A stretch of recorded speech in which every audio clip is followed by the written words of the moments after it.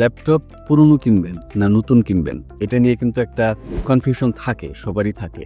বিশেষ করে যারা নতুন ল্যাপটপ বা ডেস্কটপ পিসি বিক্রি করে তারা কিন্তু কখনোই বলবে না পুরনো কিনেন। তারা তাদের ভিডিও, তাদের ব্লগে কিন্তু সবসময় বলবে পুরনো খারাপ, নতুন কিনেন, নতুন কিনেন।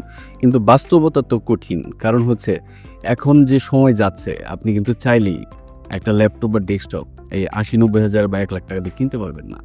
এই জন্যই কিন্তু বাধ্য হয়ে শুধুমাত্র পার্সোনাল না, অনেক অফিসও কিন্তু পুরনো কিনছে।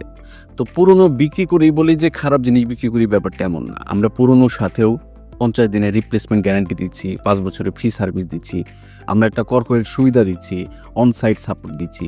এসব কারণেই ডিভাইস মামা কিন্তু মোটামুটি পুরনোর ক্ষেত্রেও ভালো একটা অবস্থান তৈরি করছে। এটা আমাদের কথা না, এটা গ্রাহকরাই বলেন যে আমাদের কাছ থেকে যারা গত বেশ কয়েক বছর এই পুরনো ল্যাপটপ কিনছেন, ওয়ারেন্টি নিচ্ছেন, তারাই কিন্তু আমাদের সেবা নিয়ে সন্তুষ্ট।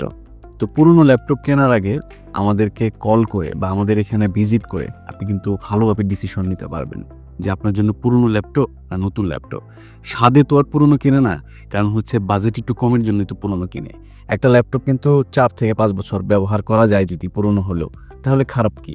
আপনার স্বল্প বাজেটে যদি এটা হয়ে যায় তাহলে আপনি কেন পুরনোতে যাবেন না? সেটা অফিসের জন্য হোক বা ব্যক্তিগত হোক।